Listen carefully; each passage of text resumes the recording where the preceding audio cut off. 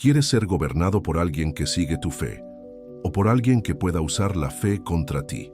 Esta es la pregunta que nadie quiere responder sinceramente, porque cuando la religión entra en política, las máscaras caen, el discurso se convierte en salvación y el voto se convierte en predicación. Pero después de todo, ¿qué es peor? ¿Un Estado sin valores o un Estado que impone valores religiosos a todos, incluso a aquellos que no creen? En los últimos años, este debate ha explotado en diferentes partes del mundo.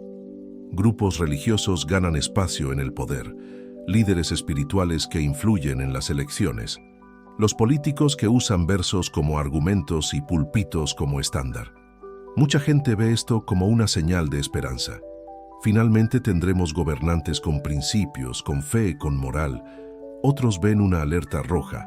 Estamos coqueteando con el fundamentalismo, con el autoritarismo disfrazado de espiritualidad. Pero en medio de este fuego cruzado, casi nadie hace la pregunta más importante. ¿Qué sucede cuando la fe se convierte en política y la política se convierte en fe? En este video, vamos directamente al grano, sin romantizar ninguna creencia, sin atacar ninguna religión, pero exponer lo que sucede cuando el Estado ya no es secular y se dedica a prepararse. Porque quizás la mayor amenaza para tu libertad ven precisamente de aquellos que dicen que están hablando en nombre de Dios. La religión y la política siempre han caminado al lado. Desde el comienzo de las civilizaciones, los reyes gobernaron en nombre de los dioses, y los sacerdotes influyeron en las decisiones de guerra, justicia y economía. En el antiguo Egipto, el faraón se consideraba una deidad. En la Edad Media europea, el papa tenía más poder que muchos reyes, y hasta el día de hoy, los juramentos en los tribunales y el cargo público se hacen ante Dios en varios países. La idea de separar la fe y el gobierno es relativamente reciente. Nace con la Ilustración, se consolida con revoluciones modernas y forma de ganancias en el concepto de Estado secular. Un Estado que no está en contra de la religión, pero no se somete a ninguna religión específica. La lógica detrás de esto es simple y poderosa. En una sociedad diferente, la única forma de garantizar la libertad religiosa es garantizar que el Estado no privilegie ninguna creencia, ni el cristianismo, ni el islam, ni el judaísmo, ni el ateísmo, ni la religión ancestral, sin adoración moderna. Pero esto funciona en la práctica. En muchos países no. E incluso donde funciona, la tensión entre la religión y la política nunca ha desaparecido. En los Estados Unidos, por ejemplo, el Estado es oficialmente secular, pero los políticos hacen campaña basada en la fe. Los pastores evangélicos influyen en los votos y frases como One Nation Under Dios están en efectivo, escuelas y juramentos.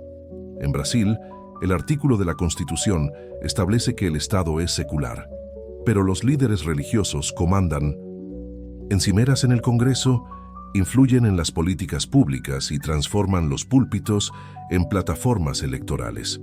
En India, el gobierno actual tiene una postura claramente vinculada al hinduismo, marginando a las minorías religiosas, especialmente a los musulmanes. En Irán, la religión no solo influye en el gobierno, sino el gobierno.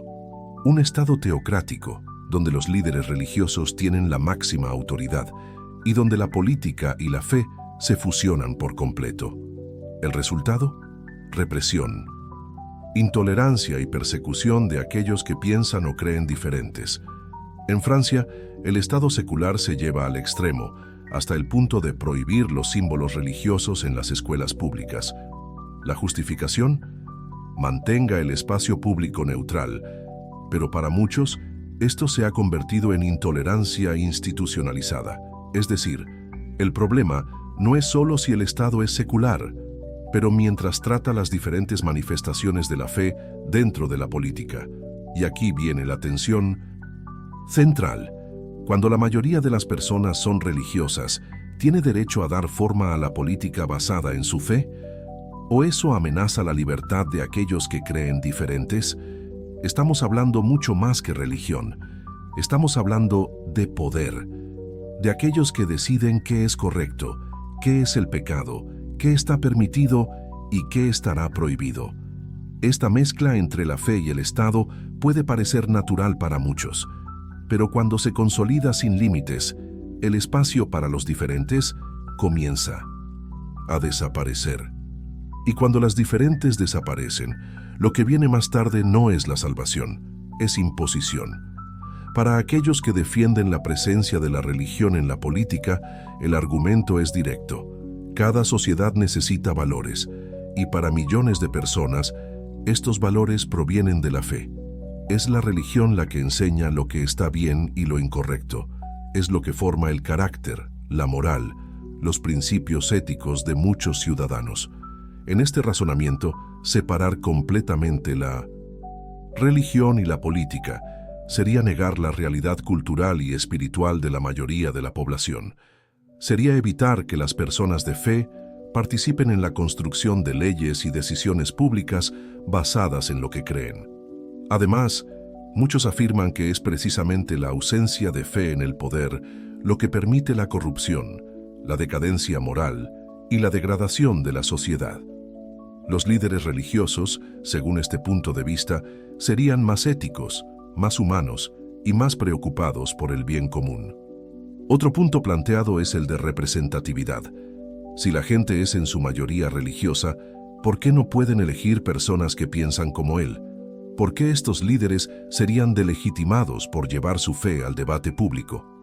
Estos defensores afirman que la religión puede servir como un freno al abuso estatal, que protege los valores universales como la vida, la familia, la justicia, la solidaridad, pero al otro lado del debate, la advertencia, por supuesto, la religión en la política puede convertirse rápidamente en persecución institucional.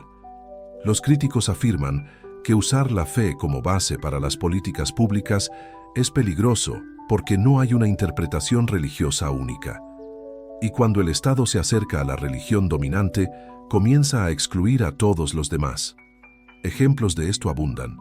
Cuando una religión influye en las leyes, esto puede resultar en prohibición de métodos anticonceptivos en nombre de las doctrinas religiosas, impedimento de los matrimonios civiles entre las personas del mismo sexo, censura de obras artísticas consideradas ofensivas a la fe, criminalización de comportamientos que, fuera de la religión, solo serían elecciones personales.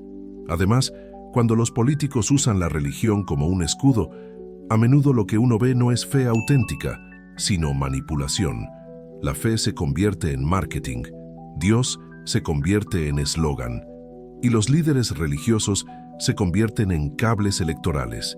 El problema es no tener fe, el problema es usar la fe para obtener poder y usar el poder para imponer la fe.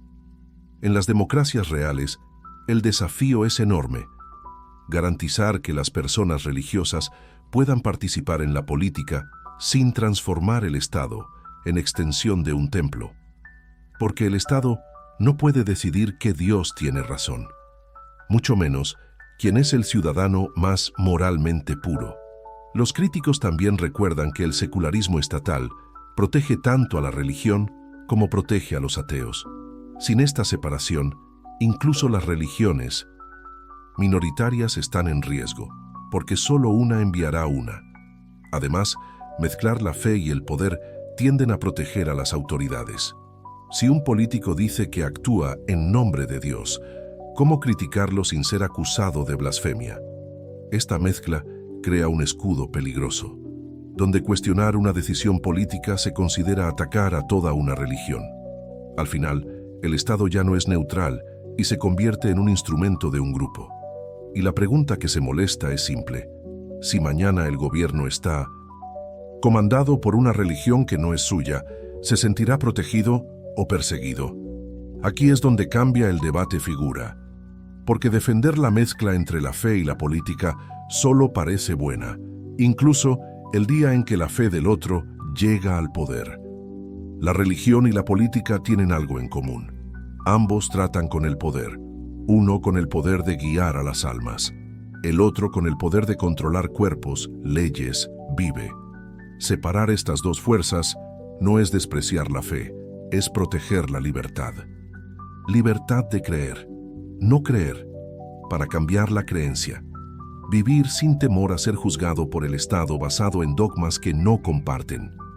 Cuando la religión entra en política, lo que está en juego no es solo el jefe, es el que puede existir. La mezcla entre la fe y el gobierno ya ha justificado las guerras, la persecución, la censura y las muertes, y continúa utilizándose hoy para bloquear los derechos, silenciar voces y enmascarar los intereses de poder con los discursos de pureza moral. Pero el problema no es la fe. La fe es personal, es íntimo, es sagrado. El problema es usar la fe como una política estatal y la política como una herramienta de fe impuesta. En un Estado realmente libre, la religión puede existir, pero no puede gobernar. Y el Estado puede proteger la libertad, pero no puede elegir quién merece esta protección basada en la doctrina religiosa. La pregunta final es simple pero urgente. ¿Se sentiría cómodo viviendo en un país donde su fe no es el dominante y, sin embargo, el gobierno se basa en la religión? Si la respuesta es no, entonces ya entendió por qué el Estado debe ser secular. Ahora queremos escucharte. ¿Crees que la religión y la política pueden caminar juntos sin corromperte? ¿O crees que mezclar la fe con el poder es el primer paso para perder la libertad de todos? Comenta aquí. El debate continúa contigo. Si este video te hizo pensar, ¿cómo? Compartir y suscribirte. Aquí no elegimos lados fáciles. Puse donde nadie más quiere moverse.